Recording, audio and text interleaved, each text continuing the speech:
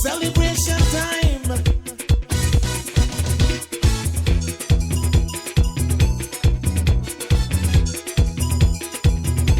It don't matter what part of the jewel you come from. You da you and me da me. But guess what? All are we the one. See what I mean? The Museum of Belize chronicles much of Belize's history. Our Belize Watch team visited the museum to find out what lies behind the walls. We will have the first portion of our visit after this break to hear from our partners. Minister Kevin Bernard, the Barry, Silkgrass Farms, Ministry of Blue Economy, and Del Martin.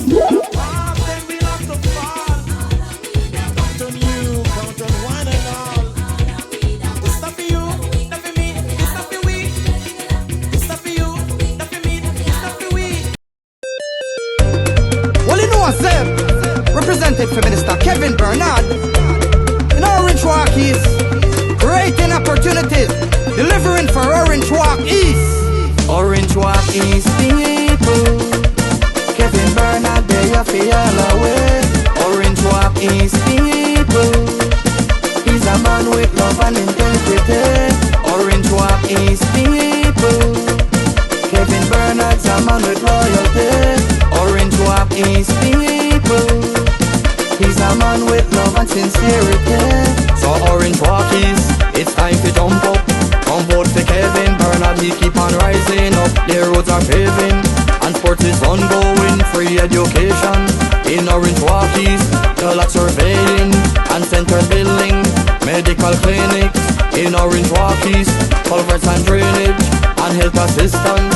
New schools are building in Orange Walk East. Orange Walk East people, Kevin Bernard, they are feel away. Orange Walk East people, he's a man with love and integrity. Orange Walk East people, Kevin Bernard's a man with loyalty. Orange Walk East people, he's a man with love and sincerity. Ven a votar por Kevin Bernard, es el hombre de palabra. Él está dando educación gratuita. Él está haciendo deporte. Él está construyendo escuelas. Él está construyendo clínicas. Ayuda con asistencia médica. Kevin Bernard trabaja constantemente para Orange Walk East. Él hace lo mejor para su gente. Es un verdadero líder. Sal y vota a Kevin Bernard el día de las elecciones. Creating opportunities, delivering for Orange Walk East. Orange Walk East people, Kevin Bernard, they are feel away. Orange Walk East people, he's a man with love and integrity. Orange Walk East people, Kevin Bernard's a man with loyalty. Orange Walk East people, he's a man with love and sincerity. Accomplishments of land certificates for residents. Surveying of residential lots. Water tower built in Tower Hill Village. Culverts and drainage repair in Carmelita. Roadworks, health center and school in Santa Marta. Paving of streets in San Jose Palmar Village and Champagne Ridge Road. Centers and medical clinics in villages and rural areas. Educational and health medical assistance. Celebration events and programs in towns and villages. Over 30 roads have been paved and more to come. Creating opportunities, delivering for Orange Walk East. Orange Walk East people, Kevin Bernard, they are feel away. Orange Walk East people, he's a man with love and integrity.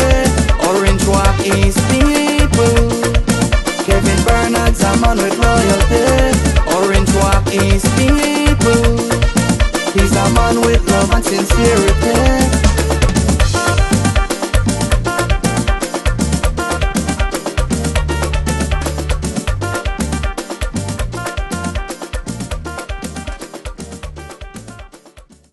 The Debari is your one-stop store of choice.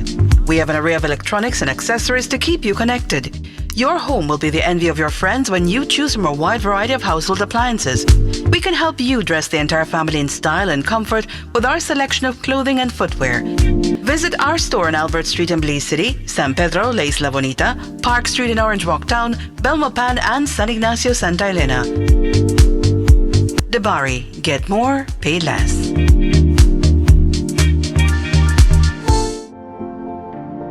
At Silkgrass Farms, we believe in more than just growing food. We're cultivating a future.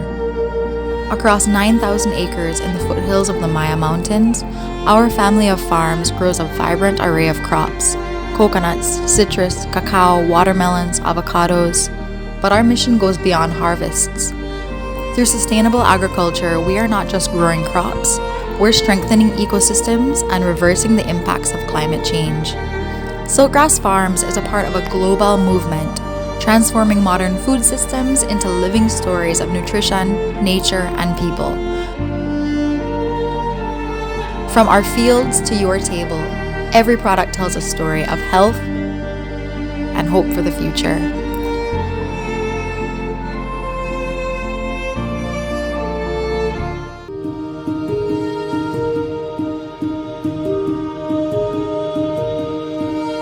In Belize, the blue economy plays a crucial role in driving sustainable economic development and marine conservation. The blue economy now looks at the sustainable use of ocean resources for economic growth, to improve livelihoods, and to ensure that jobs are created while we ensure that the health of the ocean and the ocean ecosystem is preserved. The Blue Economy Unit has developed its Blue Economy Development Policy, Strategy, and Implementation Plan, which was launched last year and briefly touches on the need for targeted and innovative research that would inform the development of offshore renewable energy and other sectors, of course. By incorporating climate change consideration into its strategies and working closely with coastal communities, the Blue Economy Unit aims to mitigate the effects of climate change on livelihoods and promote resilience. The Blue Economy contributes to achieving several SDGs in Belize, and it plays a key role in advancing these goals, such as SDG 14, which is life below water. It does this by promoting the sustainable use and conservation of marine resources. It also promotes SDG 1 and SDG 8 to reduce poverty and promote economic growth by creating employment opportunities and supporting livelihoods in coastal communities.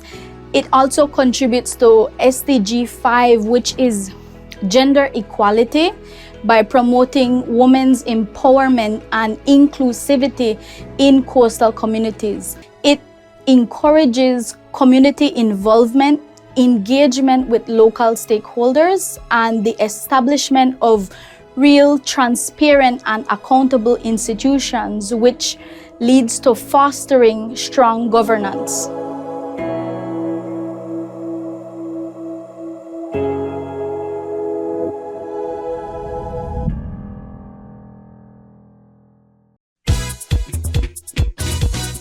Celebration time.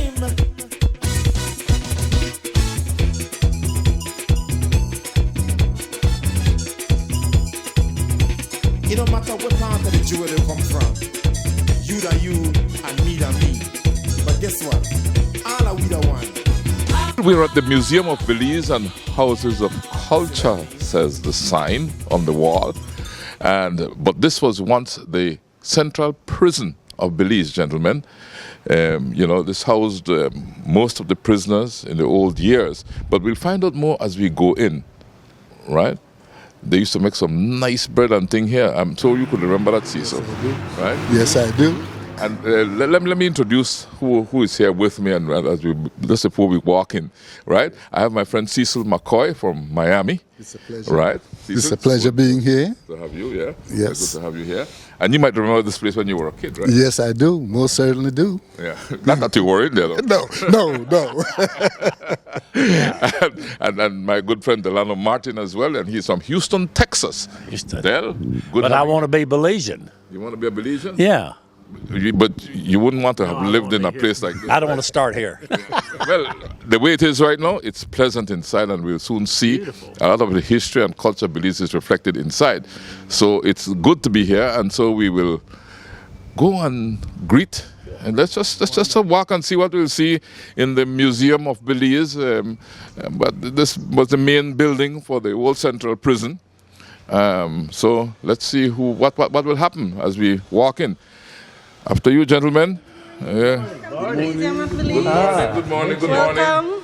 My name is Shanice. I will be giving you guys a tour. And you are Shanice Bowen. I will be giving you guys a tour. The guided tour? The guided Shanice, I'm very happy for you to do that for us. But as we enter, Shanice, maybe we could get some background. I was telling them that this was the old central prison of Belize. It was actually the second prison Belize ever had. It was called... The second one? The second one. The first one was located right where Heritage Bank is out of by Albert Street right now. That was where the first prison was, and after that, that building got burnt down. Then they moved it here, and it changed the name to Her Majesty's Prison, and it opened up in 1857. 1857? Yeah, and moved from here in 1993. Okay, 1857 to 1993, this was the central prison, gentlemen. If you look around, you'll see different bars. All the bars inside of the building are original from the prison as well. And the bricks as well, right? Yeah, the bricks as well. And so, is it true that the bricks were brought to Belize as ballast in boats that would take back the mahogany? Yes, it was brought to Belize as ballast in the boat because remember they brought the enslaved Africans to Belize to cut the logwood and the mahogany trees. When they would take it out back of the country, the ship would be loaded with the logs, but when it's coming in back to Belize, the ship would be empty. So they needed something to balance the ship, and that's the reason why they use it as ballast. And so these bricks that are here, part of that, the bricks that built St. John's Cathedral, also Holy Redeemer Cathedral, and a whole lot of buildings in Belize. So, Yeah, the bricks are called London stacks. The only difference with this one here, the St. John's Anglican Cathedral, that building was built by enslaved Africans. Here, this building wasn't built by enslaved Africans because it got built after slavery had abolished in Belize. Okay. Very good. So we're about to experience it. Cecil McCoy is from Miami, like I said in my intro before we walked in. And Delano Martin is from Houston, Texas. Okay, well, welcome again, guys. I hope you learned something about our history from me today. And if you have any questions, don't be afraid. You can ask. Okay? I have already learned something. I thought this was the original prison. I was born in 1945, and this is the only prison I know of. So I didn't know that there was a prison before this one. Okay. Any questions from you, Dan? You have the keys, right? So in case we... We actually have one remaining jail cell at the back. If you like, yeah, we have one at the back. If you like, we got the door. We can lock you up if you want to stay in there. Is that where we start or store? No, we won't start there, but we start at the enslaved exhibition and make our way around to the only remaining jail cell. Okay, well, all ears and eyes, right? Yeah. We are at your service. Okay. You leave whenever you're ready. Okay, so this is the beginning of the enslaved exhibition here. Here is the beginning of the enslaved exhibition. We can come this way. So we come inside here? Okay. Let's follow you. Okay then. So if you notice, you walk through this entranceway. Each entranceway, like this one here, was a cell. This was a cell here where Yeah. we're standing. Yeah. I hope they had mattresses, huh? This is a collar bunk. This was used on the ship. Whenever they will bring the enslaved Africans to Belize and to other countries as well, they will have them at the bottom of the ship in bunks like this. This is a replica. So The bunks. yeah. And it So says they will it carried six. Under. It carried over 600? Wow. That had to be crowded. Yeah. slave bunk, right? And the rope was for what? To tie them up with. Okay, so Look like a hangman noose. okay, so I'll explain what the rope was used for at the beginning here. So the journey, when they would take the slave from off the coast of West Africa and bring them over to the Caribbean, they will bring them in ships and have these bunks placed at the bottom of the ships. They will have them tied up naked, so they had to do number one. Number two, childbirth occurred. Females have their own personal stuff that they go through every month. So you can just imagine what these enslaved Africans went through. And during that time, a lot of them caught different sickness like chicken pox, malaria, and a lot of other deadly diseases that causes some of them to die on the journey. Now for the enslaved Africans that passed away on the journey, the slave traders will throw that body overboard and collect insurance for that slave. Okay? So from the journey to when they would purchase them, they went through a lot. Just try to imagine, it's set only once a week they would place the enslaved Africans at the top, like the picture is showing over there, to clean the bottom. It's 7 days in a week. Wow. So for 6 days they had to inhale all the disgusting scents and have to bear with it. That was horrible. Yeah. We also have a picture over there showing how they had the slaves set up on the ship. Wow. So they would be close together, naked, in that position, and with the different feces and so on. Yeah, and what I like is that you have. If I walk in here alone without doing the guided tour, I can read as well, no? Yeah. Because it says the stench of the hold was so intolerably loathsome that it was dangerous to remain there for any time. And the whole ship smelled like that, right? Yeah. Yeah.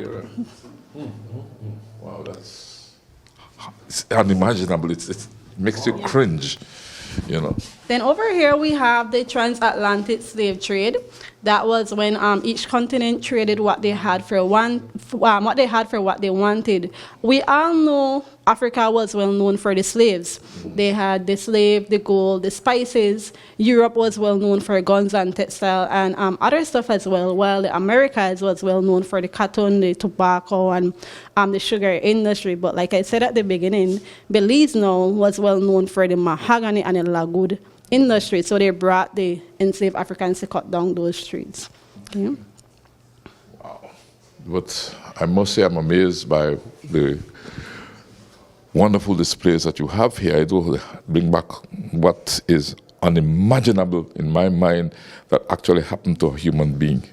And if you look down here, you'll see how long the transatlantic trade slave lasted, over 400 years. It's horrible. So imagine. 400 years. Wow. That's unimaginable. Did you know that? No, I did not know that. I thought it was a shorter term. 400 years. Wow. Just like the Israelis. Yeah, something like that. Yeah, we can make our way over this other section. Okay. Wow. Slave auctions. Yeah. So now we have over here in this showcase, we have these things here are called malelas. Those was used as form of currency. So it was like money back then. And this one right here. Okay. And only the wealthiest Africans would have access to those. And about 8 to 10 of those could have bought a slave as well. Okay. Now we have our modern day one. You guys know the Belizean bangles with the silver knob, the silver bangles. Okay, so we call those the modern day ones to these ones here. And but then that represented wealth. Okay. The material that these ones would made out of, different materials they have up there. We have bronze, copper, and other materials as well that they would be that they will make them out of. Popular between the 1430s to the 1960s. Yeah. I bought quite a few of them when I first came back to Belize, the silver bracelet with the little knobs on the end. And they were so reasonable, now you can't afford to buy them. Yeah, everything is going up. Everything got up in price. So So over here we have a replica of the action sign. If you look at it good, it says Montego Bay, Jamaica. It's because majority of the enslaved Africans that they will bring to Belize, they would purchase from Jamaica or Bermuda, and then they will bring them over. Okay. Then over that side there, we have a diagram showing how they would chain up the enslaved Africans. So let's try to picture him standing up. They would chain them up from their neck to their hands to their foot. Wow. You know, a comment is that every black man should take a tour of this to realize where we came from to where we are today, and don't take freedom for granted. That's right. This really sobers anyone. Every Belizean should come and see this. Yeah. Right? Yes. You know? Yeah, that's true. Because then that's why I enjoyed when the schools visit, so I can educate the students about what the enslaved Africans in Belize went through. Usually when we learn about slavery, it's mostly slavery in America, slavery in the Caribbean, but then what about slavery in Belize? Yes. Yeah.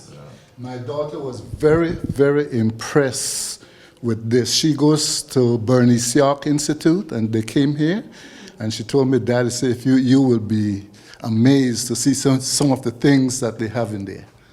Yeah. Well, you're seeing it now on this visit to Belize, eh? So over here now we have this guy. I would ask one of you if you would like to tell me, how does this man look to you? Does he look healthy? Does he look strong, buff, malnourished? How does he look? He looks healthy. He look healthy? Yes. Okay, so you're right. This is how a healthy slave would have looked. Yes. Usually when we get students, they would say, oh, Miss, he look mager, oh, Miss, he look like he did starve.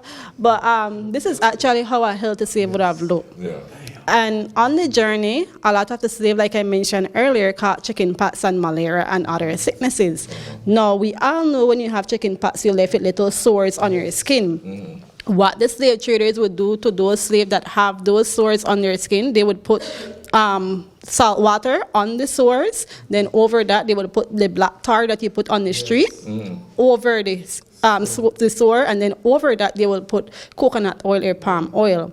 But imagine salt water. When we get a little cut and we put alcohol, it burns, right? Yeah. So imagine to put salt.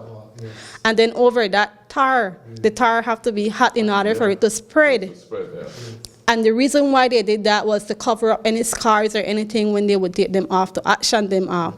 And the reason why what they did that was also because the healthier the slave looked, the more he or she would be worth. Wow. So they cover up everything. Wow. Yeah. Unimaginable. Yeah. It's cruel. Now, over here we have, right this way here, we have cruelty towards slaves here in Belize. We have 3 different stories of 3 different slaves that they took advantage of, which they took advantage of all of them. But this is just 3 of the different stories that made it to the court. Now, I'll explain the story of Kitty. Down here, the picture kind of explains part. This is Miss Duncan, Kitty's slave owner. And then the woman over there that is tied up, that's Kitty. So the picture kind of explained the story. Kitty was a very beautiful African woman who her slave owner, Miss Duncan over here, was jealous of her because of her beauty, and also jealous her with her gentleman. We all know how some ladies go. If you look at their gentleman, a kind of way they feel like. So that was from back then. Miss Duncan was jealous of her because of her gentleman, and she would take advantage of her, tie her up, whip her, and thus abuse her. It went to the court, and the trial didn't even lasted more than 5 minutes, and Miss Duncan was only fined £50. So imagine getting abused. For being so cruel and only £50? Yep, only £50. But in Miss Kitty's case, imagine being beautiful and getting abused just because you're beautiful. You can't change that. That's how God bless you. Yeah. So because of her beauty, Miss Duncan did that to her. Then we have the story of Murphy over there. Murphy was a slave who one day he decided he didn't want to work. So he told his slave owner, Mr. Thomas, that he wasn't feeling well. Mr. Thomas found out that he was lying, and he whipped Murphy to death. Wow. Whipped Murphy to death. And all what came What out... happened in the courts?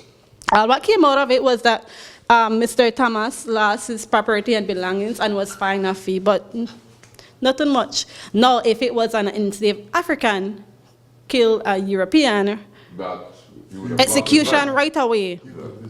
Yeah. And manumission, what's that? Manumission. So that was the only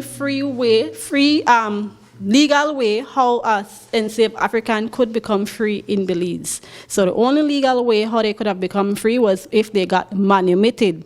And in order for them to get manumitted, first they have to pay for their own freedom, which was very rare because they didn't have money to pay for their freedom. And the other way was if a slave owner have relationship with one of his slave and that slave have a child for him, then that child would be born free, but the mother will remain a slave.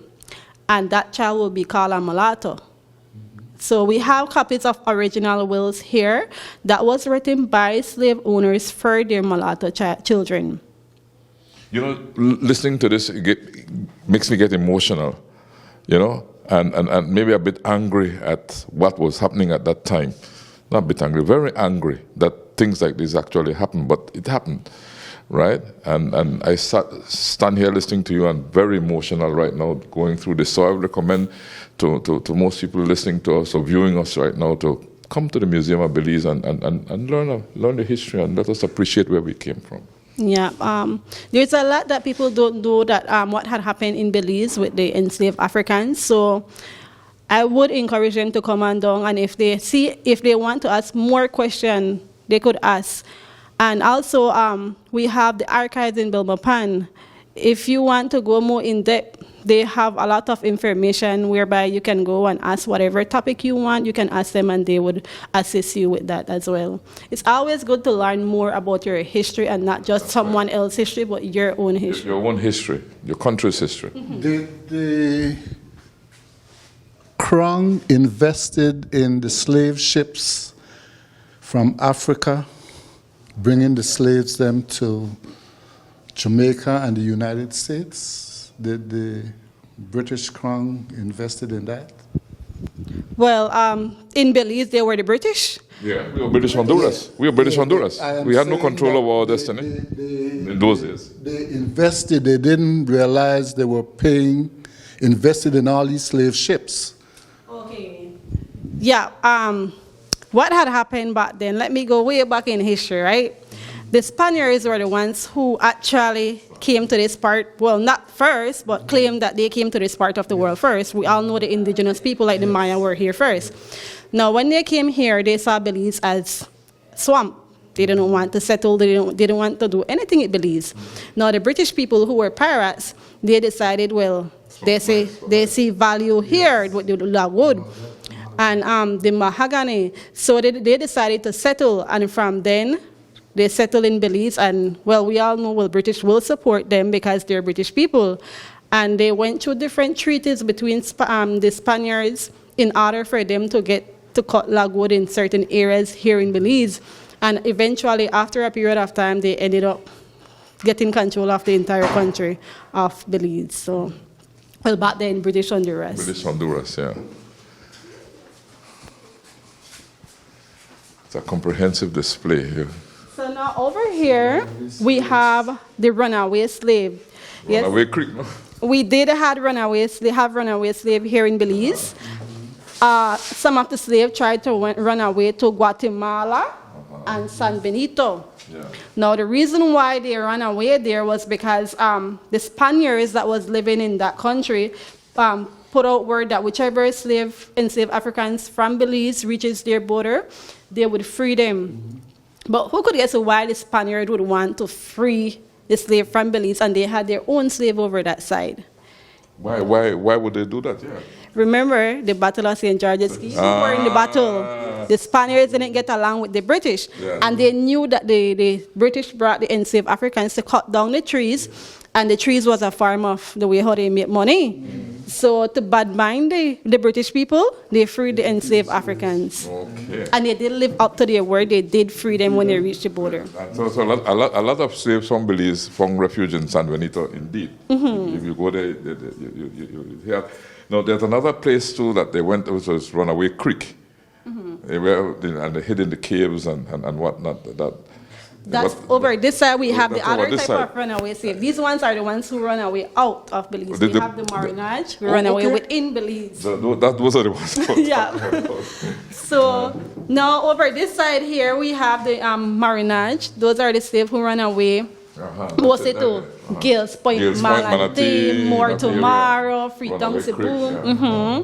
But I was in the same area. majority of them settled here in Gales Point, Malante. The reason why was because back then it was very hard to access. It had a lot of mangrove.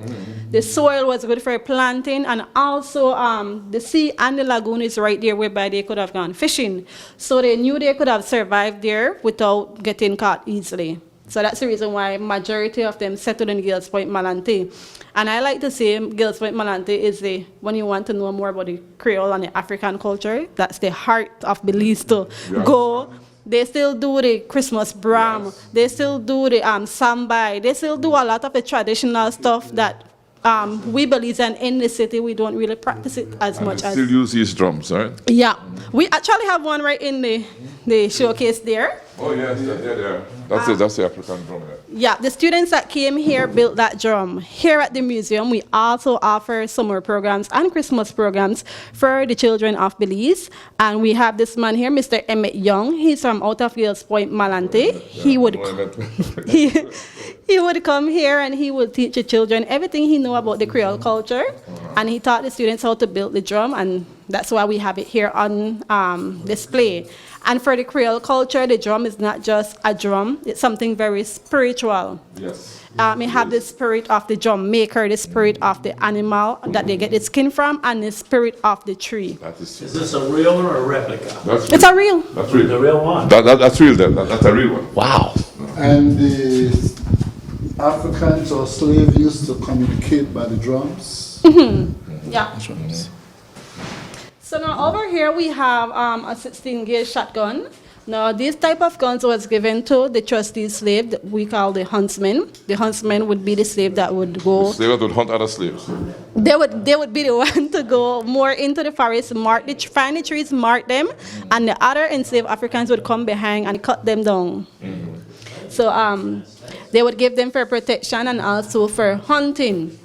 Then over here we have the 1773 revolt, whereby some slaves took over, some come along the Belize River and killed like about 5 to 6 slave owners. At that time, the governors of Belize lived in Jamaica. So they had to send over officers from Jamaica to try to end the revolt. And that lasted like about 5 months. Okay. So the enslaved Africans in Belize did try to run away. Some of them run away. Some of them tried to fight back for their freedom. So they did try to do something to get out of the slavery.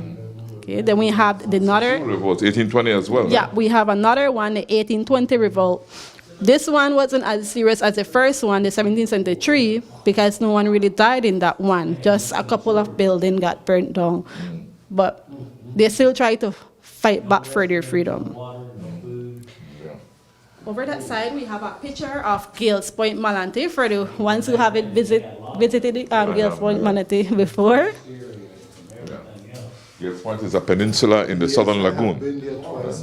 Nice village. Very When I Creole. went to Gales Point, I think we could only go by boat. We went through from the Belize River with Dad Hope, and we went on a boat all the way through to Gales Point. So Gales Point is easily accessible today by the coastal plain highway, right? That the new highway that was just. Yeah, and that was recently renovated, so smooth road. Yeah. One thing that And Mullins River was another popular village in that area as well. Yeah. One thing that I didn't mention about the enslaved Africans, after they were free, after they got emancipated, some of them majority of them, they didn't have an identity, because when they were purchased, they took away everything from them, the Europeans. So when they got freed, they didn't have an identity, so they took the name of their slave owners. So like for me, for example, my last name is Bowen, but my Bowen is from Gales Point, Malante. So I know that my ancestors were the enslaved Africans who ran away to Gales Point, Malante, because we also have a story where that's Yes, I saw the story about the Boeing, yeah. Yeah, with Peggy. And there was a magistrate Boeing and what have you. But I know I'm not related to that Boeing. I'm related to the Boeing from Girls Point, Malante. So a lot of Belizean, if you look back at your history, you'll see that maybe you have your ancestors inherited the last name of the slave master. His name was Flowers, from Flowers Bank, I guess, you know. In my case, I know I'm related to Elliot. My grandfather was Elliot, right? And my grandfather was a tall, black, African descent person, right? And so he must more than likely inherited the Elliot, or his parents more than likely were brought here by the Elliots and so became Elliots. I suspect. Yeah, it could have been that way because, like I said, if you look back into your history, then you will find out, oh well, my ancestors went through certain things. Maybe if I go to search more about my ancestors, if I go to archive and I say, well, do you have anything with the Boynes family from Girls Point, Malante? And if they do have anything about that, then I could find out more about my history. Yeah. I have a family tree of my father's family, and my great-grandfather came from Africa via Jamaica. So they came from Jamaica to Belize and settled in Belize. So, like I said earlier, majority of the slaves were brought from Jamaica to Belize. That's the reason why, if you compare our language is similar. Certain things that we do, the cooking is similar. They speak Jamaican patois, we speak our Creole. But if you listen to how both of us, it's similar. Yeah, similar. Okay, guys, so now we're going to go straight across into the only remaining jail cell. Yeah. We will have much more from our tour of the Museum of Belize with Research and Education Assistant Shanice Bowen after this break to hear from our partners who make this show possible. Minister Kevin Bernard, The Barry, Silkgrass Farms, Ministry of Blue Economy, and Del Martin. But guess what? All are we the one. See what I mean?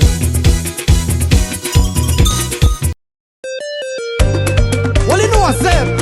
Represented for Minister Kevin Bernard in Orange Walk East, creating opportunities, delivering for Orange Walk East. Orange Walk East people, Kevin Bernard, they are feel away.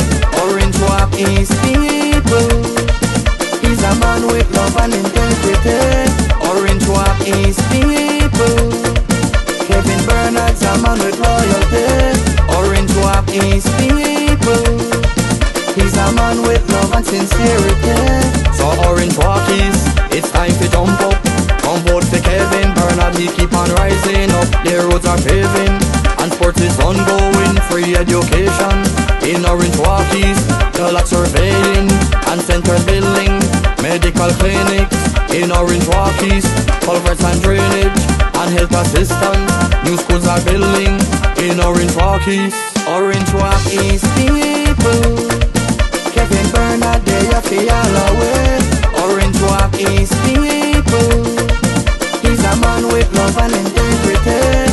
Orange Walk East people, Kevin Bernard's a man with loyalty. Orange Walk East people, he's a man with love and sincerity. Ven a votar por Kevin Bernard, es el hombre de palabra. Él está dando educación gratuita. Él está haciendo deporte. Él está construyendo escuelas. Él está construyendo clínicas. Ayuda con asistencia médica. Kevin Bernard trabaja constantemente para Orange Walk East. Él hace lo mejor para su gente. Es un verdadero líder. Sal y vota a Kevin Bernard el día de las elecciones. Creating opportunities, delivering for Orange Walk East. Orange Walk East people, Kevin Bernard, they are feel away. Orange Walk East people, he's a man with love and integrity. Orange Walk man with loyalty. Orange Walk East people. He's a man with love and sincerity. Accomplishments of land certificate for residents. Surveying of residential lot. Water tower built in Tower Hill Village. Culverts and drainage repair in Carmelita. Roadworks, health center and school in Santa Marta. Paving of streets in San Jose Palmar Village and Champagne Ridge Road. Centers and medical clinics in villages and rural areas. Educational and health medical assistance. Celebration events and programs in towns and villages. Over 30 roads have been paved and more to come. Creating opportunities, delivering for Orange Walk East. Orange Walk East people. Kevin Bernard, they are feel away. Orange Walk East people. He's a man with love and integrity.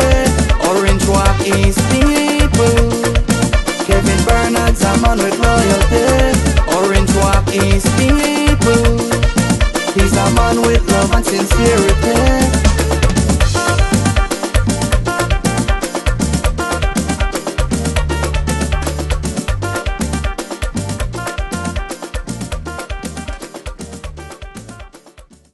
Debari is your one-stop store of choice.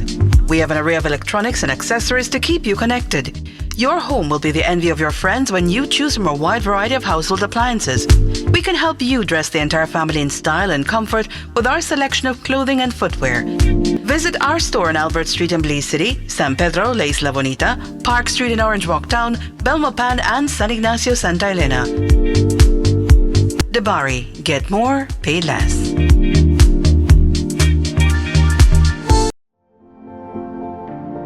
At Silkgrass Farms, we believe in more than just growing food. We're cultivating a future. Across 9,000 acres in the foothills of the Maya Mountains, our family of farms grows a vibrant array of crops: coconuts, citrus, cacao, watermelons, avocados. But our mission goes beyond harvests. Through sustainable agriculture, we are not just growing crops, we're strengthening ecosystems and reversing the impacts of climate change. Silkgrass Farms is a part of a global movement, transforming modern food systems into living stories of nutrition, nature, and people. From our fields to your table, every product tells a story of health and hope for the future.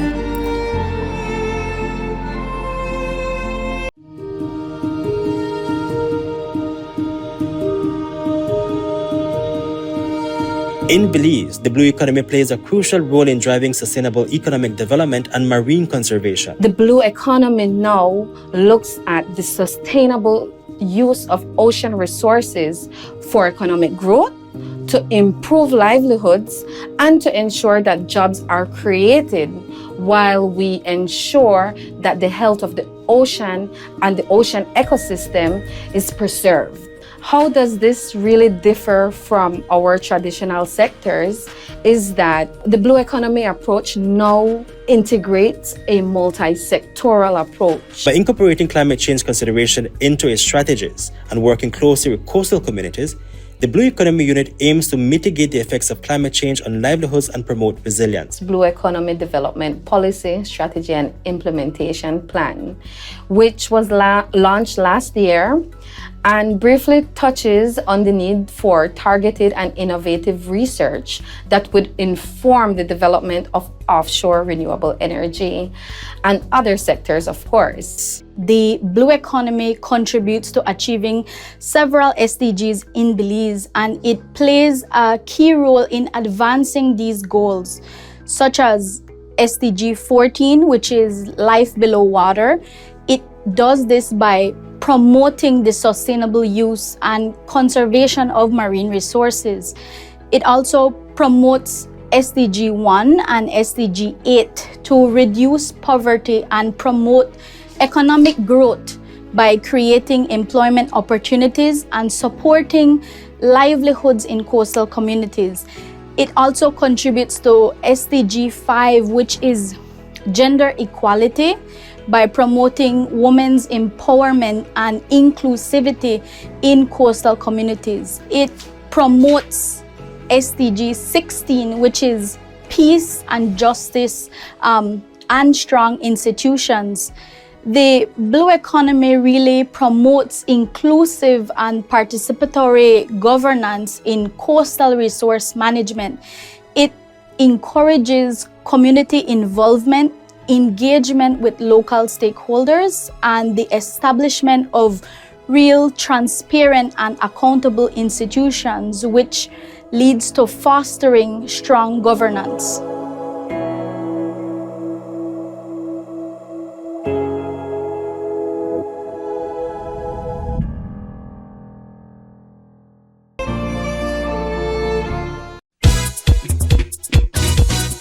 Celebration time.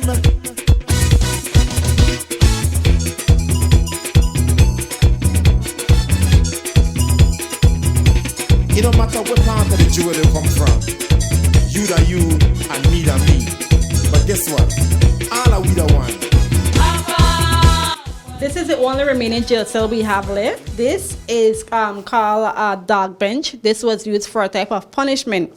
Whenever a man would come into this prison for sexually assaulting a child or a woman, they will bend them over naked on the dog bench and whip them with the cat o' nine whips. They're the whips. Yeah, the cat o' nines. Cat o' nine.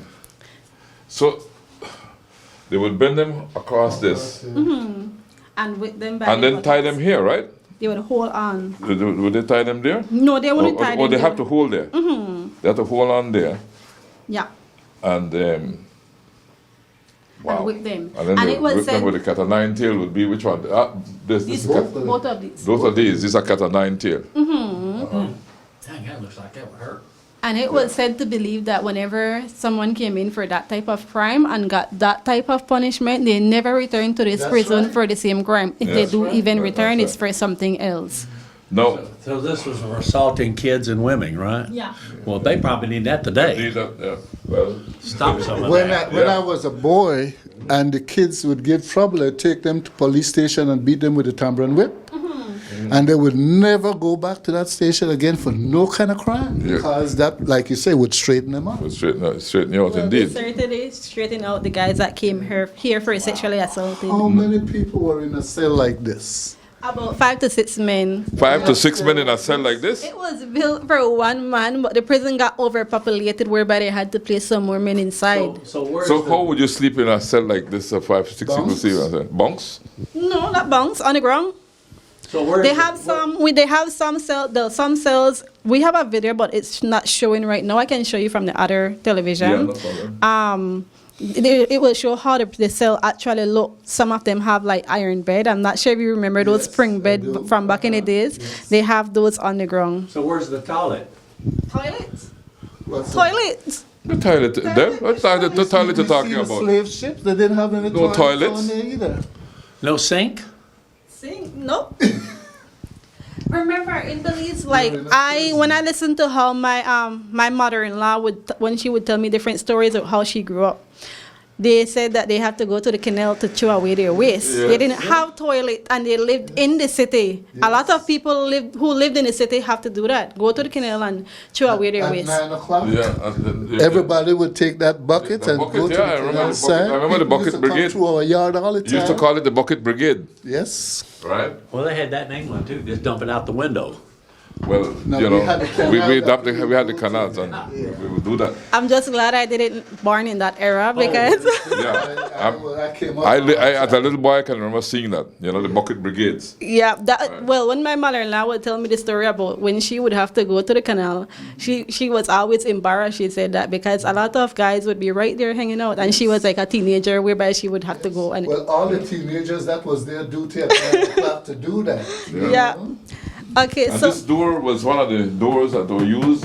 This was originally right there. Yeah. Okay, where Dell is standing here. Mm-hmm. Wow. They also used to do execution here, not in this cell, but in the building. Yes, we have on our record like about 19 to 20 people got executed here. We know it's more than that, but some of the stuff got destroyed. The documents got destroyed. So. We have 19 to 20 people got executed. The last person to got executed here was Kent Bowers. Yeah, I remember. And he got executed in in 1985. 85, yeah. So in order for someone to get executed here, they have to commit, like they have to murder someone. Yeah, murder. Yeah, that's the only way they would get executed. Then we also have the only female who got executed here, Miss Nora Param. Yes. She got executed right in this building as well. And the execution area was right at the back where the female restroom is now. Yeah. If you look at the bricks, good, you'll see writing. There are some of the people that were executed. Yeah, some of the people that were executed. Right? Wow. Victor Lopez, Marcus O'Brien, Randolph Harris, Bartholomew. I remember Marcus O'Brien as a kid. We used to talk about him a lot. Yeah. What year was he executed? What year was Marcus O'Brien executed? It doesn't say on there. Murder, sister. We have a timeline over that side. Okay. Wow. Inmates. Harris. Clean. Del, can you imagine 9 people in here? Oh man, and no toilet. And no toilet. Horrible. You know, when you look at what we have right now at the Central Prison, the Kobe Foundation, it's like 100 times better than this.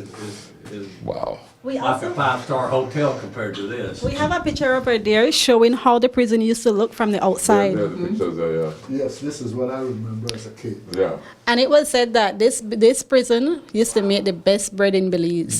They provided the hospitals and the community with the bread. You had to be special to get bread from jail bread. Jail bread, yeah, jail bread was well known. Special person to do that. Yeah. Over here we have a picture of the mixed lineage family.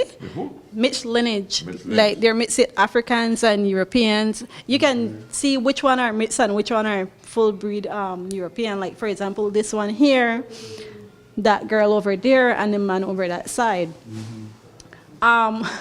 One joke that I like to give, but I hope no one take it personal. I like to ask people, how does that guy look at that side? Does he look like Barack Obama? And a lot of them would say, oh, that's Barack, that's Barack. And then we have Abraham Lincoln. And they would be like, yes, that's him. But it's not, guys. It's just someone that looks like them. Yeah. So in the showcase here, we have the officer's helmet that they used to use. We have the teacup set. Now, here in Belize, we inherited something like that from the British people, but the only thing, we twist it up our own way, whereby in the morning or in the evening, we might not be drinking tea, but everything for us is tea. Like, I would say to my husband in the morning, like, babe, what you want to eat for tea tonight? What you want to eat for tea? We want for tea this morning. Or, babe, what you want to eat for tea tonight? But you're eating, not drinking. Maybe sometimes you might drink tea as well, but majority of the time it's because you're eating. So we twist it our own way. And then you have a cricket bat. We have the cricket bat. Now, back then, cricket was one of the most popular game here in Belize. But now I notice mostly in the villages, you're the ones who play the cricket games. And now basketball and soccer and football, those games are the more popular one now. So how old is that bat you said? 1787? The sports organized in the 13th century, in 1787. And this was the hat used by the police, right? Yeah, this was a policeman hat. Yeah. I was telling somebody about that yesterday, how the police in my days as a kid, most of them were from Barbados and Jamaica. And they used to wear these hats, you know, the belts, they used to be shiny, the boots. The policeman had to be put together when I was a boy. He couldn't come out with a shirt not ironed and the shoes not clean. Sometimes you see them at home half an hour shining that boots. Yeah. So we're going to go straight into the Proverbs section over here. Proverbs, right here? This is the Proverbs section. Here in Belize, majority Belizean speaks in Proverbs. We have the Creole Proverbs. And that is something that we inherited from our ancestors. Now, I think if not all, most Belizean children should know at least one proverb. The most popular one is hard you speak, they always feel. Yeah. Hard you speak, they go to market 2 times. Right? So we have a lot. I'll read one from off here for you guys. This one says, parrot in a cage, but a man in the corn piece. Literally means parrot is in a cage, but his man is in the cornfield. Meanings, Meaning, man's mind often dwells on the forbidden or the unavailable. So I'll use me for an example now. So I'm a foodie. I love to eat.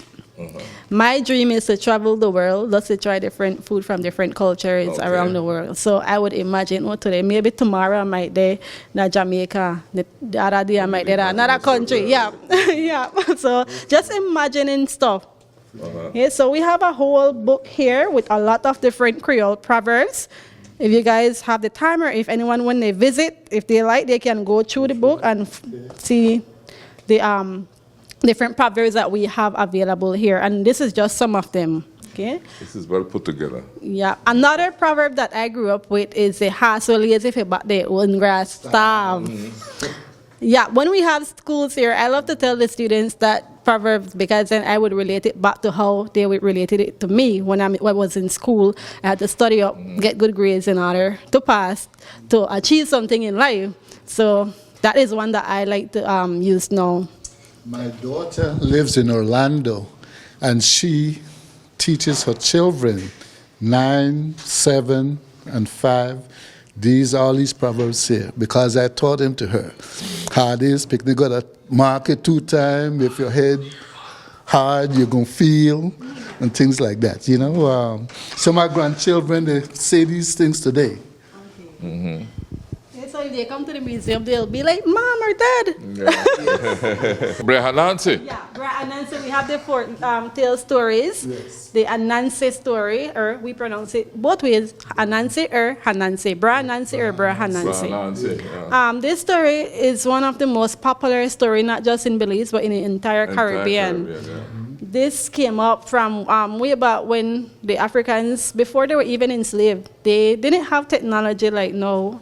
So they came up with story times, and they would form a circle and tell different stories. And this was one of the most popular stories that was told back then. And it's still popular up to now, because in most primary school level, they still teach the Anansi or Hanansi story. Yeah. One of the stories I remember about Brea Anansi was he went out and got 4 plantains, and his wife cooked it, and he gave the 3 children and his wife a plantain, and he had nothing to eat. So all the children and the wife cut the plantains in half and gave it to Brea Anansi, and he ended up with 2 plantains. Yes. That's a Brea Anansi for true, yeah. He's a smart man, you know. Where do we go now? Here, the medical herb, which in Belize we call bush medicine. We got this way from our ancestors when they were in the forest cutting logwood and mahoganies. They didn't have any hospital or access to any doctors or anything, so they had to use their knowledge from what they knew from Africa and put together different roots and barks that they got introduced to here in Belize and try them out and see what was good for what. And from then to now, most Belizean, I would say, consume the bush medicine. Yeah. Provision bark and the cedar bark and the China root and the gangway or billiweb bark and the full works, right? Me growing up with my grandmother, she's very old school. When it comes to bush medicine, it's a must in her house.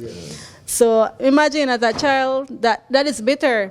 But then you didn't think of it like, oh, it's good for you. It's something bitter, like, yeah, I don't want that. I remember when I was small and they give me cedar. Cool clothes. That's when you take all these medications. Yes. Yes. I remember Cena when I was small. I used to go Cena all the time. So right here now we have the Sambai dance. Okay. This is a traditional dance that they still practice up to today in Gales Point, Malante. Whenever it's a full moon, they will light a fire like this and dance around it. So they call it the fertility dance. Then we have the Jankono and the masquerade. Yes. Now the Jankono is from the Garifuna culture, and then this is from Nigeria. Now for the Jankono dance, they were mocking the Europeans. That's the reason why they have the white mask on their face. Okay. I remember as a kid, they used to come around on the 26th of December, and they would go from house to house dancing, and they would throw the money for them, you know. When I was younger, they used to do that as well, but now I noticed I think you have to make reservation to get them to dance for you now. Yeah. So we're going to go over that section here, which is the boom section, and we'll come back over here. The food section, no? Boom. Boom! Right here. Oh, boom section. Oh, yeah. So This is the process of how they would cut down the logwood and mahogany and brand them and put them in the river.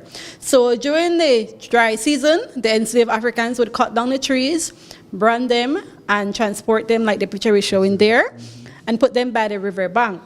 And during the rainy season, they would put them in the river like that picture is showing over there, and let it flow down to the destination where they wanted it to go. Yeah. So in the showcase here, we have different tools that was used to transport the logwood with. The chain, this is the helmet that they would use out in when they would be in the bush. Then over behind you guys there, we have the saw. The kiss was when they would do the fire heart. Then we have the saws behind you guys there. The two-handle saw was used to cut the mahogany, and then the one handle was used to cut the regular logwood tree. Okay. Amazing. This is a great exhibition here of the wood cutting era, and that's how Borrowed Boom got its name, right? I was just about to mention it. Before it was called Convention. Oh yes, there it is. Yeah, Convention Tongue. That was the name before it got. Borrowed Boom. Yeah, and majority of the logwood camps, the mahogany camps, was along the Borrowed Boom era. We have a map right there behind you there, showing the different camp areas. Yeah. Nice. Because the boom, there's a big boom. Yeah. And there's a Borrowed family in Borrowed Boom. So it was named after the Borrowed family, Borrowed Boom. Yeah. I was just about to mention it, but sorry, I beat you. Sorry about that. We can't pass the food yet. We have to the food. talk about the famous. Let's talk about the food. This is a boil up. Okay, so the boil up came out of the mahogany camps. The men would make the boil up because we call it ground food, the heavy food, right? When you eat it, that's it, you're full. So the Europeans, the slave owners, would get the imported flour and salted pork, which we call pigtail, and they boil the cake and boil everything in a pot like this. So that's how our traditional Creole dish, the boil up, came about. That's at the cutting camps. Yeah, the mahogany camps. Yeah. Then we also have the material that the clothes was made out of that they would wear. Yeah. Burlap now, but then it was called Osnaburg. This is what your clothes was made of? Crocus. See how the picture of how it used to look? Yeah. And that used to be like their one best. I know everyone have a one best, right? We used to call it crocus bag. Crocus bag. Crocus bag. You take the crocus bag and you make your clothes out of the crocus bag. Yeah. For them, this suit here would be like their one best. They would give them to go out to work in it, but then they would save it for when they would come to the town.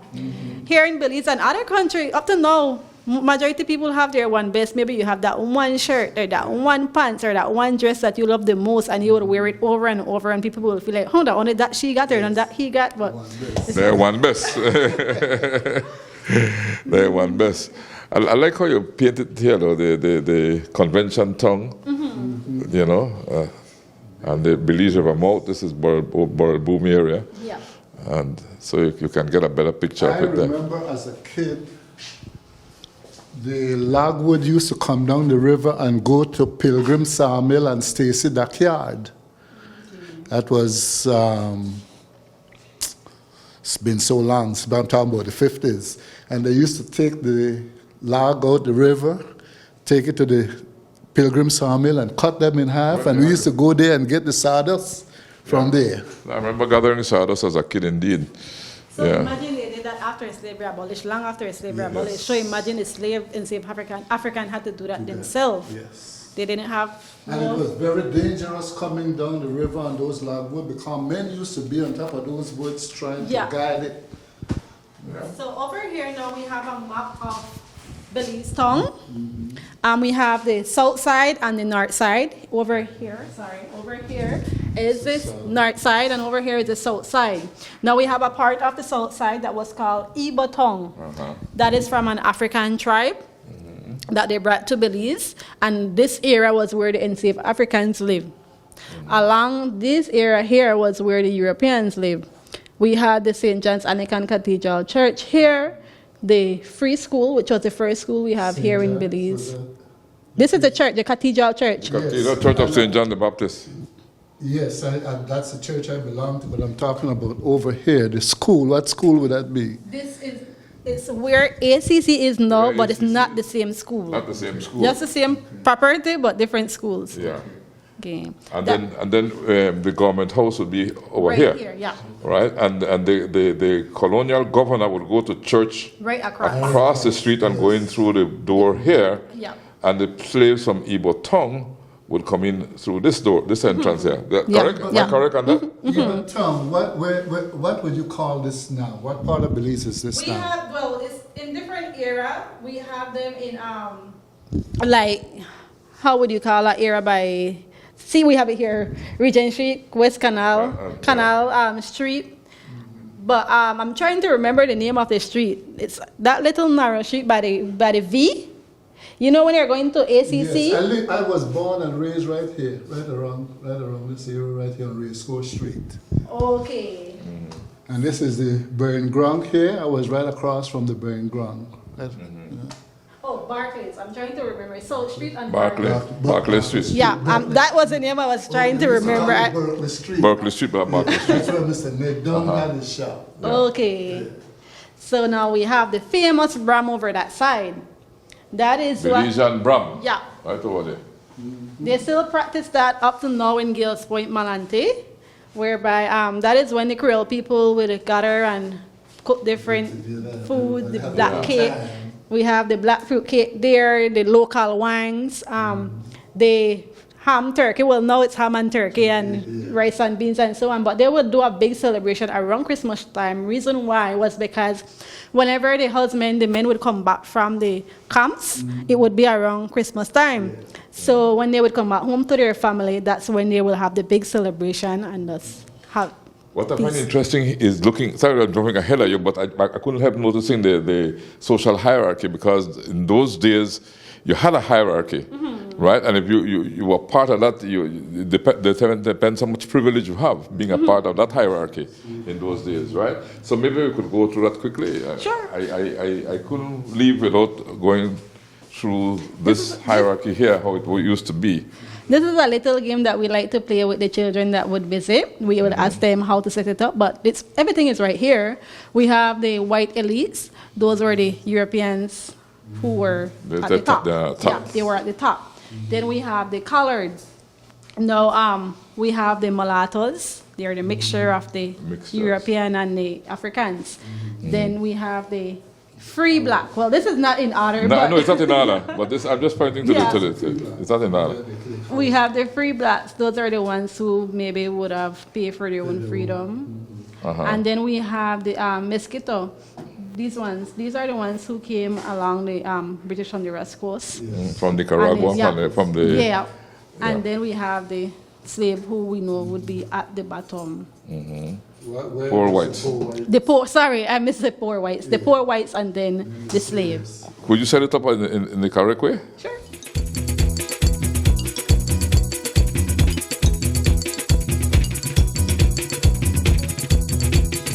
Okay, so looking at the hierarchy that you're showing me. Okay, the whites would be at the top, the white elites. Then we have the colored, they would be... The mixed ones. The free blacks. And then we have the poor whites. The Mosquito, those are the indigenous people. And when they say free blacks, you mean that the slaves who got their freedom by some fashion or form, whether they bought it or not, right? Which would have been some of the Flowers people that went and changed the vote of St. George's Key. Yeah, could be. St. George's Key was the first settlement, but the decision to stay and defend against the imminent Spanish invasion was taken at a town meeting here in Belize town, right? And the vote was tied. And then some free colored and some free slaves from the Belize River Valley, right, came down, and they were across the street, and they crossed into the meeting, and because they had the vote as well, right, they changed the vote. And so the Battle of St. George's Key took place. Wow. And that led to the Battle of St. George's Key. Even though it was not really a battle per se, but it definitely defined the course of Belizean history. Well, that's celebrated today, isn't it? That's what I said, defined the course of Belizean history. But even before the Battle of St. George's Key, they have at one point whereby the Spaniards did capture the enslaved Africans and some of the Europeans living on St. George's Key and took them to And the ones who were inland cutting in Lagod, they escaped. And then after that, they had to went through a whole different treaty in order for them to cut Lagod again. So that was way before the Battle of St. George's Key. Yeah, that was before the Battle of St. George's Key indeed. We will continue our tour of the Museum of Belize, but first, we step aside to hear a word from our partners. Minister Kevin Bernard, the Barry, Silkgrass Farms, Ministry of Blue Economy, and Del Martin. You and me. But guess what? All are we the one. See what I mean?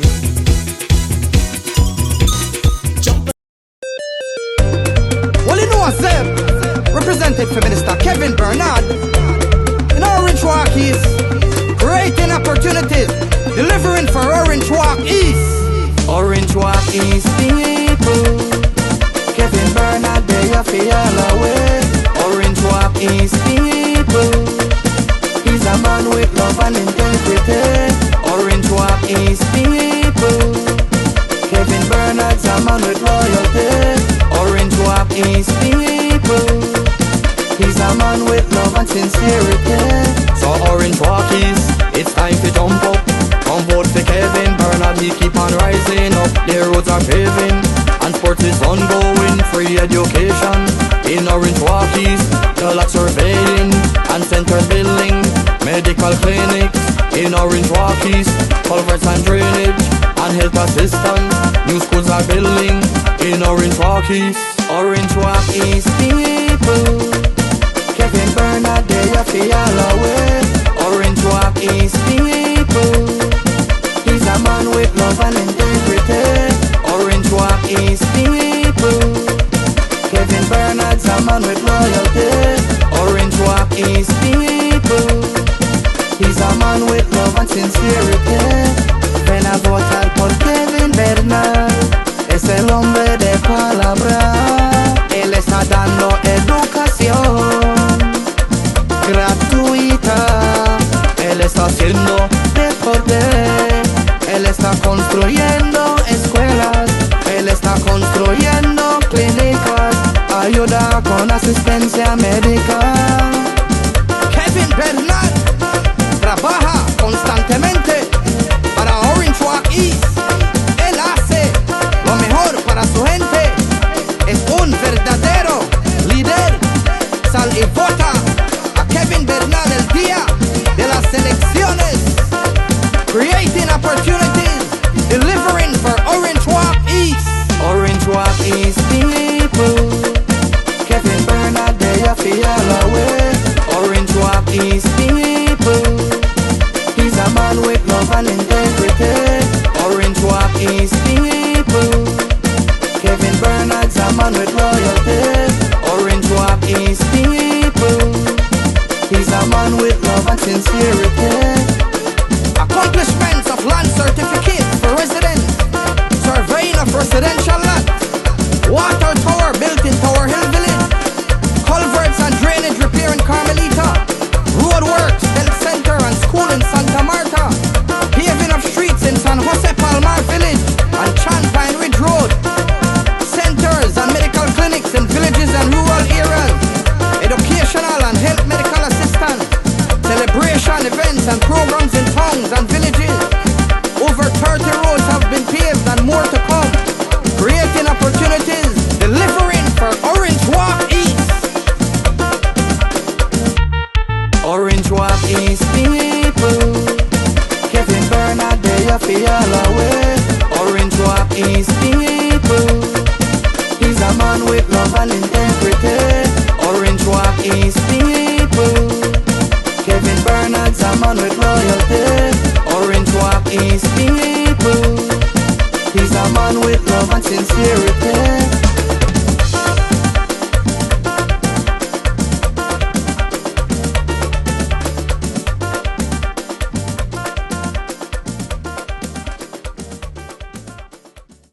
Debari is your one-stop store of choice. We have an array of electronics and accessories to keep you connected. Your home will be the envy of your friends when you choose from a wide variety of household appliances.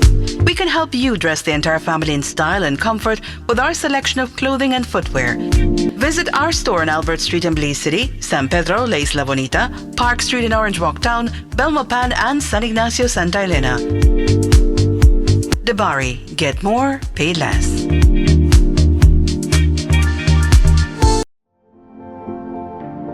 At Silkgrass Farms, we believe in more than just growing food. We're cultivating a future. Across 9,000 acres in the foothills of the Maya Mountains, our family of farms grows a vibrant array of crops: coconuts, citrus, cacao, watermelons, avocados. But our mission goes beyond harvests. Through sustainable agriculture, we are not just growing crops, we're strengthening ecosystems and reversing the impacts of climate change. Silkgrass Farms is a part of a global movement, transforming modern food systems into living stories of nutrition, nature, and people. From our fields to your table, every product tells a story of health and hope for the future.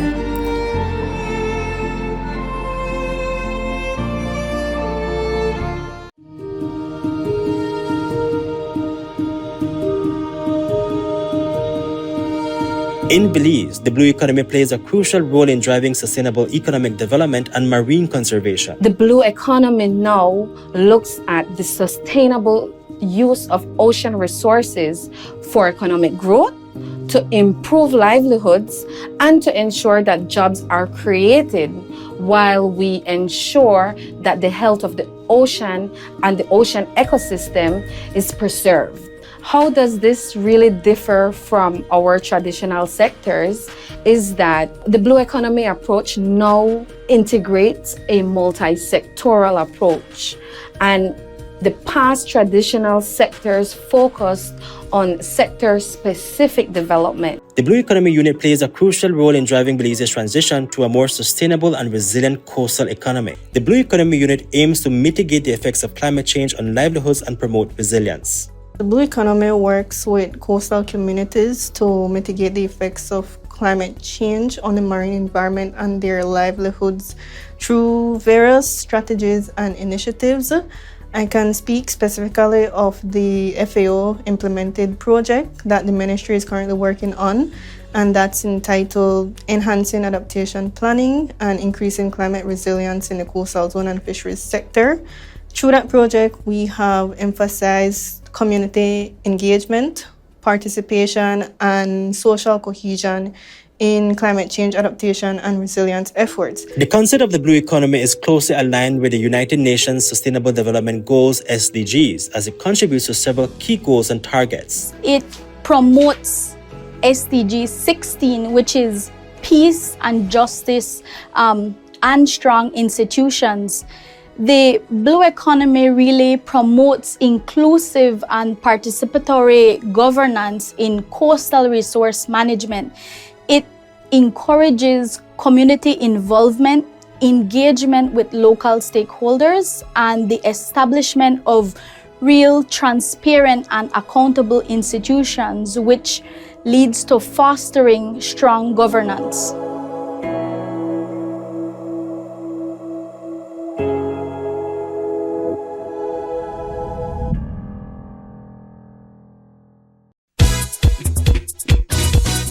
Celebration time.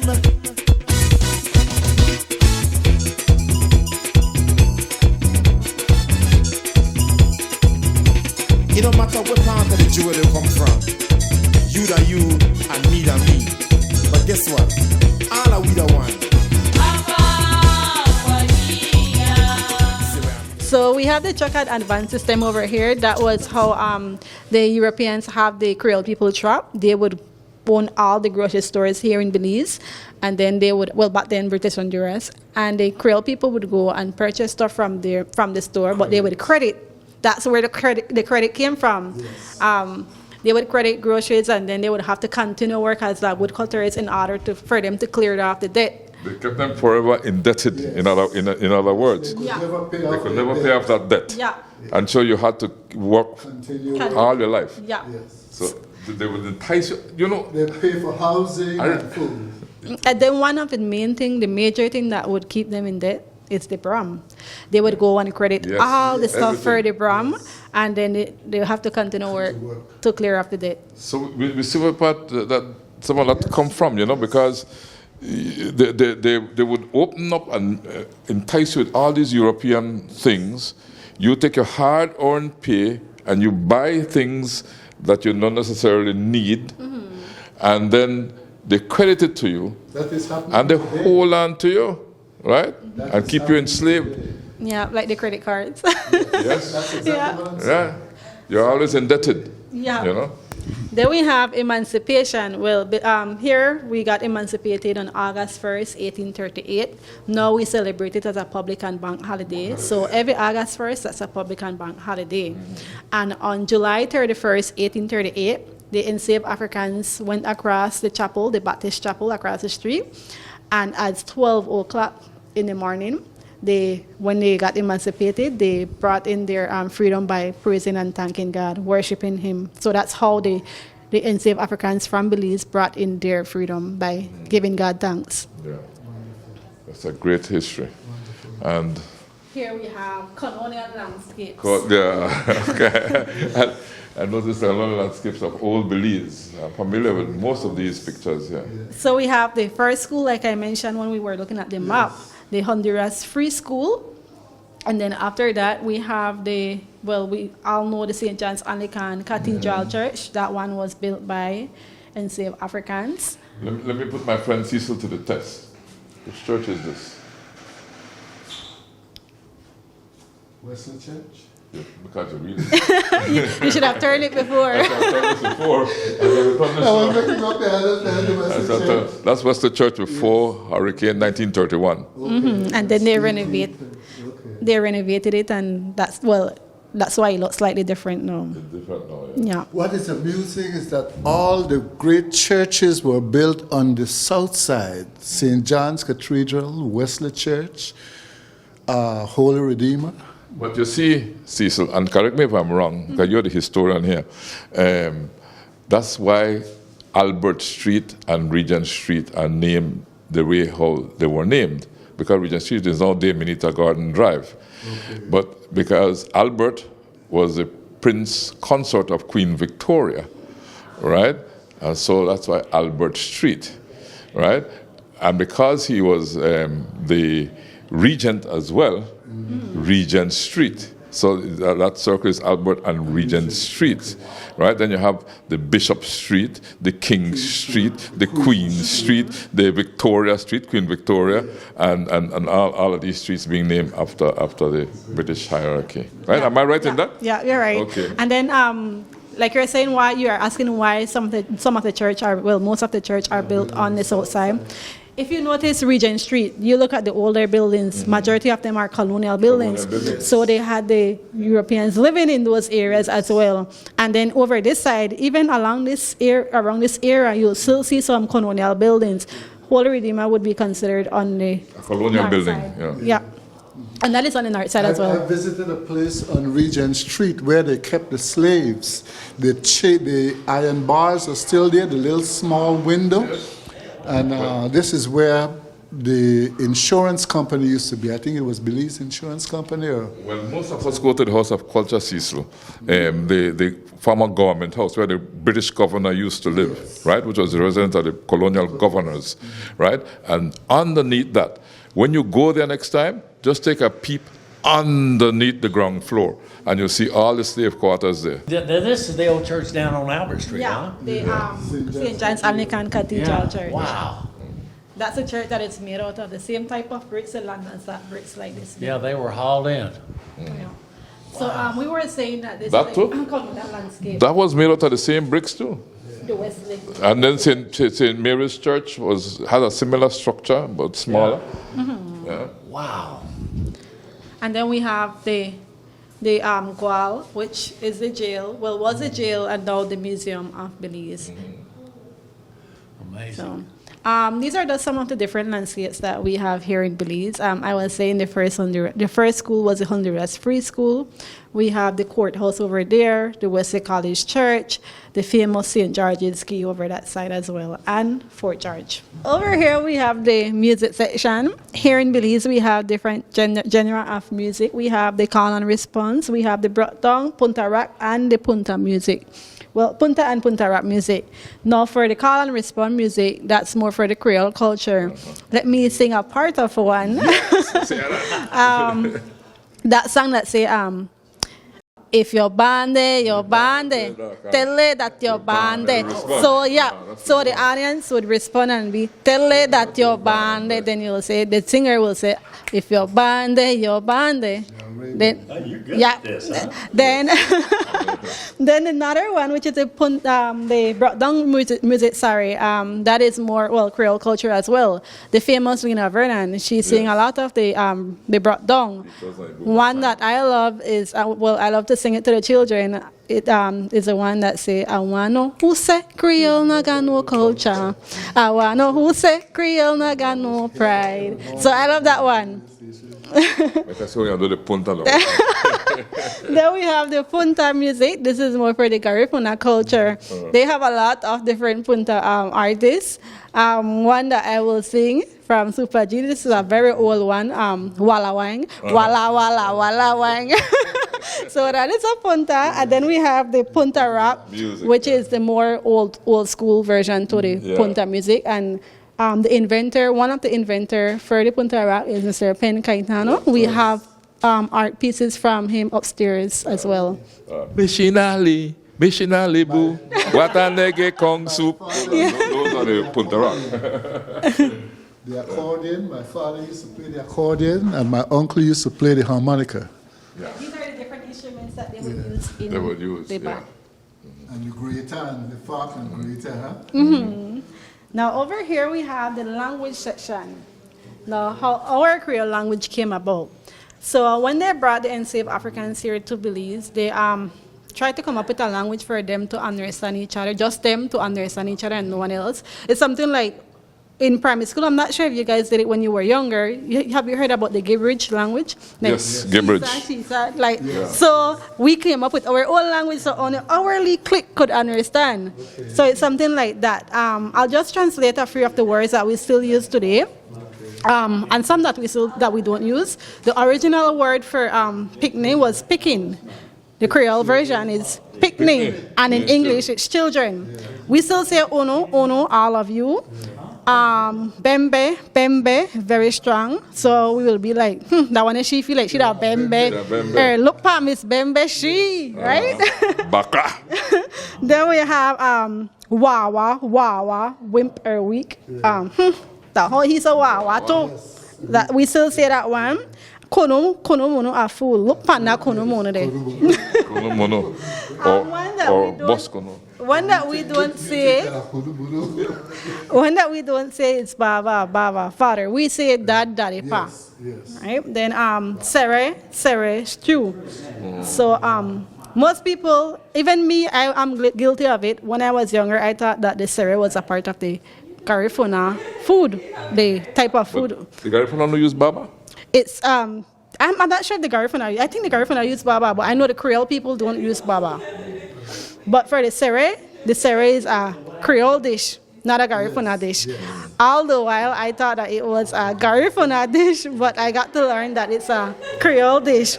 Then we have 3 different types of people here, the Africans, Creole, and the Garifuna, living here in Belize.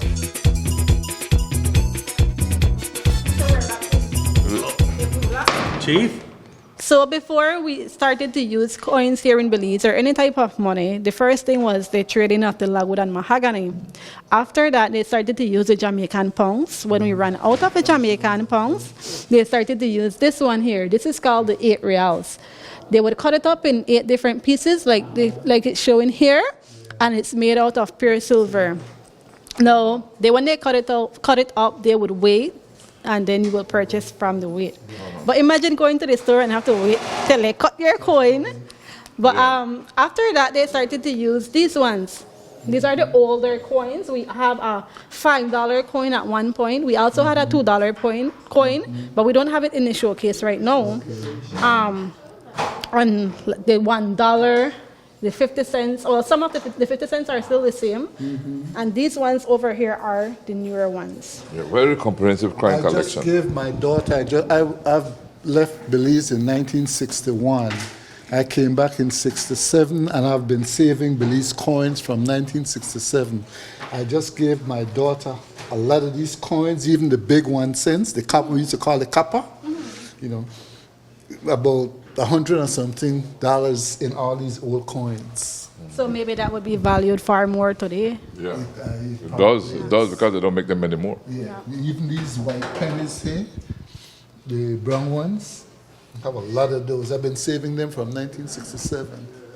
Okay. Now over that side here we have the paper bills. At one point we had the $1 paper as well, right at the top there. Now we don't have $1 paper bill. We have $2, $5, $10, $20, $50, and $100 bill. What's amazing that this dollar here was 1-to-1 with the U.S., right? At the That was at one point. 1950. And then it was devalued in 1950. I wish it didn't devalue, but to $1.40. Yeah. Then it went 2-to-1 eventually. Yeah. I have about 15 of these at home. These $2 bills here. Okay. But $10 bill. Yeah, interesting. All the Different, You learn so much by coming to the museum. Now, huh? yeah, should be. Now we're gonna go over this side here, which is the antique collection. So all this collection, the coins collection and the antique collection and also the entomology collection, the butterfly collection upstairs are from the Begg-Craig family. They donated it to the Museum of Belize. So in here we have the sad iron that I like to start off with. Reason why I chose this one was because I'm a person, I don't like to iron. I iron, but I don't like it. I have to iron, but I don't like it. I hate it with a passion. I can do anything. You can give me a whole big house to clean, and I will clean that house, but not iron. So I don't like iron, but imagine back then you have to put that on the comal, and then wipe it off, then iron. The things that they had to go through back then. I'm so grateful I didn't born in that era. Then you know, I could still remember those. You used to use I can still remember as a young boy growing up seeing those irons being put on heaps of coal to keep them hot, get them hot, and being taken off and they press it down and they let's go. You know. ever tried to use it before? As a young boy growing up, I can remember. You remember the ones that we used to pump? And the pump one and so on and what have you. Yeah, remember those indeed. Then over here we have the chamber pots. Well, that was a very popular, and that was a staple. I remember under the bed. So the kids that used to use the chamber pot while the adults used the bucket. Yeah.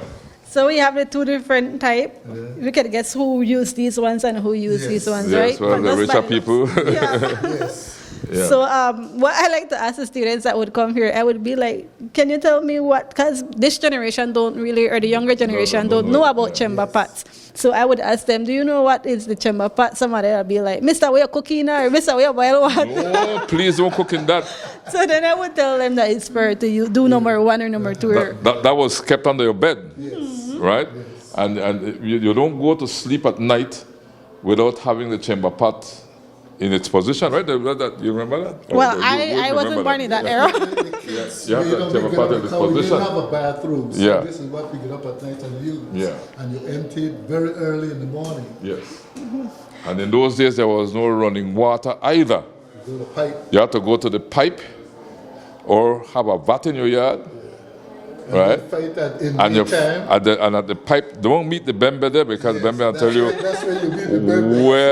you what position of the line you're in. Oh, man. Right? And you have to back water and take that water and when limited sewage came in, you had to take the same water to flush the toilet, to bathe with, to do man. Oh man. When you wanted hot water to bathe with, you put a bucket of water in the sun. They put a bucket of water in the sun, and they throw it over you with a calabash or something like that. Yeah, man. The good old days.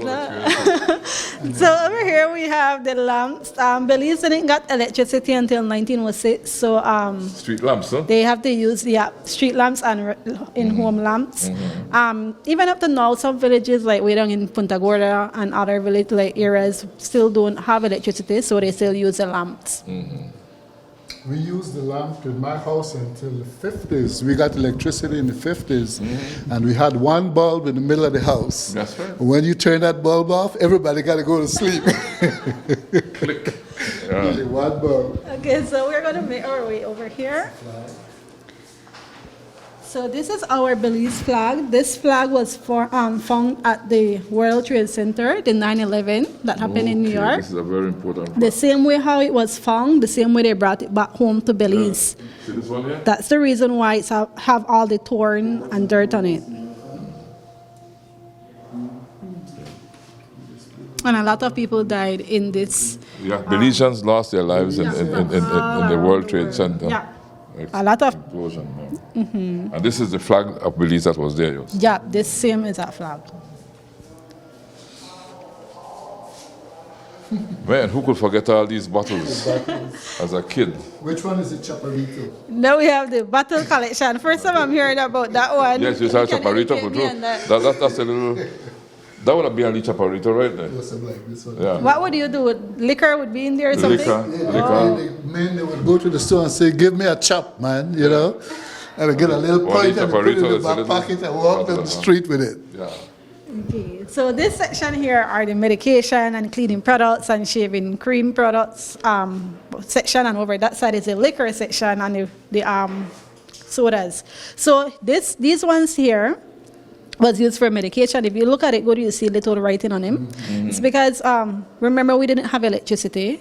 And also for the blind, whenever it's the evening time or once they can't see, they can feel the words so they could know what they were drinking, so they could drink the correct medication. The ones at the top there was used for the ink. So they would dip the feather in it and write.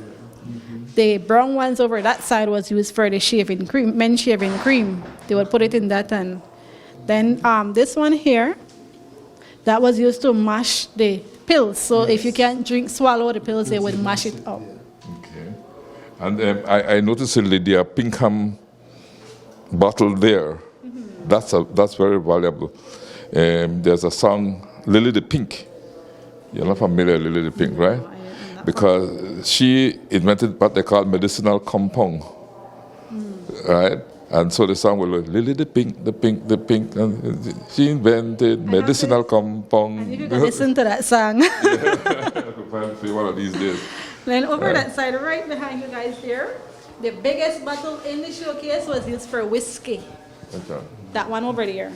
Whiskey. Okay, so you mentioned whiskey. Yeah. And I know that will get Dell's attention. Yeah, so this one here, that the biggest bottle was used for whiskey.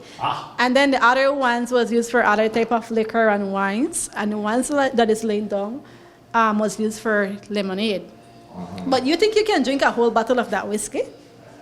Dell, can you? Yeah, out about a month. Look at that white one. Is that just... That was found under the streets or something like that, covered, you know. That looked like something you would over a space of time. Spuddy. Wow. So now, guys, it's time to go upstairs now. We're going upstairs? Upstairs? Yes. This museum is a must, right? For you want to understand Belize and the history of Belize. Sure it is. This is a must, you know. We have the beginning of the Maya creating civilization upstairs here. We can make our way up, and then I'll explain more about the culture and the. Let's do that. Then we have the game here. Over here, Puck the puck. Yeah. Do we have an elevator? No, unfortunately, we have to use the stairs. Then? You just told me you were a young man. I never said that. I said, you the young puppy. But you're in an old prison, remember? Wow. Look at these walls. How would you escape from this? Can you imagine the history of those bricks? Yeah. Wow. How would you escape Put there? your hands in something that is what? Oh, yeah. 200 years old. 200 years old. Imagine. Right? Can you imagine? No, we need to go upstairs, guys. Well, Okay. you live here? I live in Belize, but not in a building. As we are heading upstairs, we paused on the stairway, right, guys? Because my eye caught that. And then, I did, but my eye caught that. And maybe we could ask you, Ms. Boyne, to explain. I noticed the Maya writing at the top. And then the English, the Spanish, the Creole, the Garifuna, the Kekchi Maya, the Mopan Maya, and the Yucatec Maya translation of what's written at the top there. Yeah. So I'll say it in the Creole. He put on necklace for the scattering. Well, for this we have all the translation for each thing, like what you mentioned. We have in the Spanish language, we have in the Creole language. He put on the necklace for the offering. That's how we would say it in Creole. Yeah. They put on the necklace for the offering, and then you have it in the Garifuna language, Quechin, Mopan, and I would venture with the Spanish and says, se puso el collar para la dispersión, right? So, the other languages there, I'm not too sure. About La Durni, Inari, Lubaragini, and I stop there, right? I don't want to say because I don't want to mispronounce. Exactly. Yeah. So, but it's good to see that translation. You see, Cecil, how many languages you can consider in here? Yes. A lot. Explain to me, he put on the necklace for scattering. What does that mean? That's a Maya ritual. But anyway. So like the stella was showing, remember I told you guys about they would put the seeds in the fire so that the scattering, they would put it in for the ritual for the sacrifice for the agricultural part. Okay. Well, this will bring us to an end of our first visit downstairs. We will continue our show upstairs as we make our way upstairs, right? But before we go up, I want to get your impression, gentlemen, of what you have seen so far and what you expect to see. Amazing. So interesting. I just never realized that it was that far back in time that all that was. Yeah. It's an amazing museum. Yeah, amazing. Second to none. You need to let the people that come on the cruise ships come here. Yeah.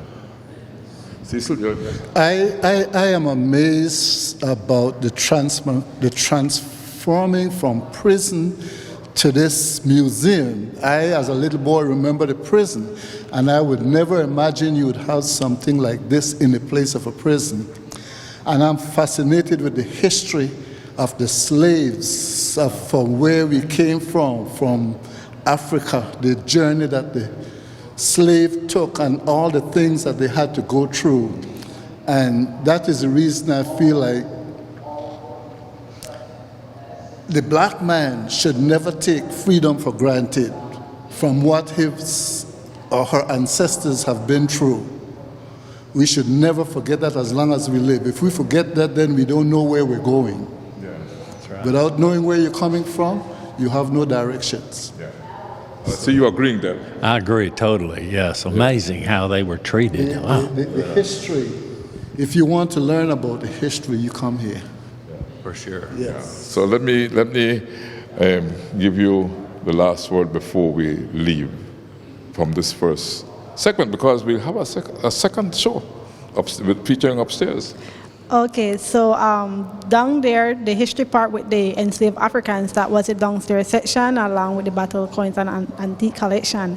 Now for the upstairs, we're focusing on the Maya, what the Maya people went through, how they survived, what they survived on, which was mostly the agriculture and the fishing. That was the way of living for them. So up here, explain all of that part. And also, the types of jewelry they use, we all know the Maya people were famous for the jade. We have the famous jade head.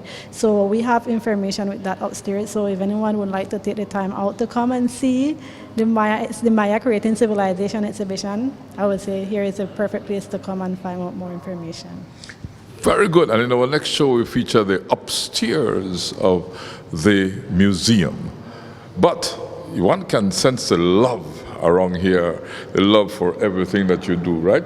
Yeah, You love your job, right? Yes, love it. I can tell it, I can see it. You could tell, we could tell.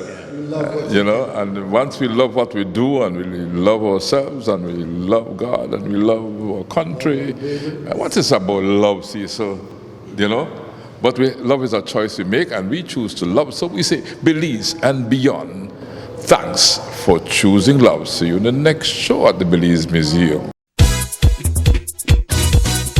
Celebration time.